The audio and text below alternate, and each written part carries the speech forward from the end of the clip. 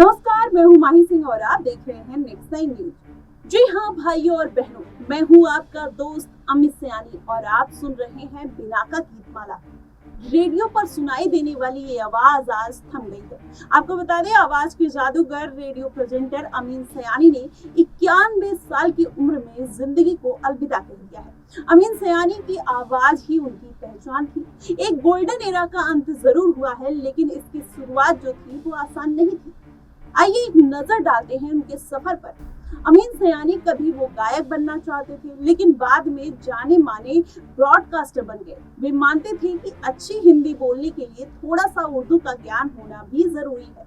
आपको बता दें, 21 दिसंबर 1932 को मुंबई में जन्मे अमीन मल्टीलिंगुअल परिवार से थे। उन्होंने रेडियो प्रेजेंटर के तौर पर अपने कैरियर की शुरुआत की और ऑल इंडिया रेडियो मुंबई से उन्होंने ये शुरुआत की थी। उनके भाई हामिद सयानी ने उन्हें इंट्रोड्यूस कराया था और 10 साल तक वे इंग्लिश प्रोग्राम्स का हिस्सा भी रहे।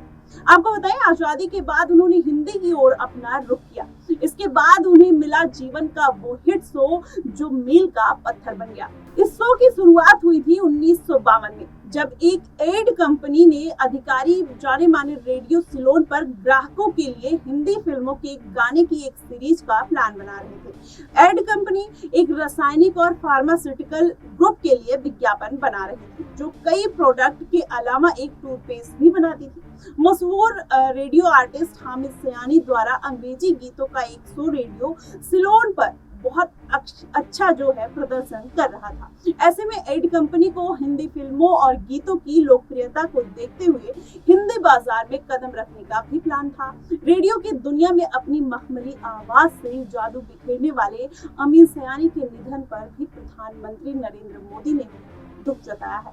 आपको बता दें, पीएम नरेंद्र मोदी ने अमीन सयानी को श्रद्धांजलि देते हुए ट्वीट किया कि अमीन सयानी जी की सुनहरी आवाज एक आकर्षण और गर्मजोशी थी, जिसमें उन्हें पीढ़ियों से लोगों का प्रिय बनाया था। अपने काम के माध्यम से उन्होंने इंडिया ब्रॉडकास्टिंग में क्रांति लाने में महत्वपूर्ण भूमिका निभाई थी और अपने लिसनर्स के साथ एक खास बॉन्ड भी बनाया था। उनके जाने से दुखी हूँ और उनकी आत्मा को शांति मिले। ऐसे में पीएम नरेंद्र मोदी ने अमित सयानी को एक श्रद्धांजलि दी है, लेकिन अमित सयानी की वो मखमली आवाज आज तक लोगों के दिलों में गूंज रही है और आने वाले सालों में भी ये दर साल गूंजती ही रहेगी। ऐसे में आपका इस पे क्या प्रतिक्रिया है? क्या आपने उनका कोई भी हिट शो देखा है या नहीं? आप हमें कमेंट सेक्शन में जरूर बताइएगा। फिलहाल के लिए बस इतना ही।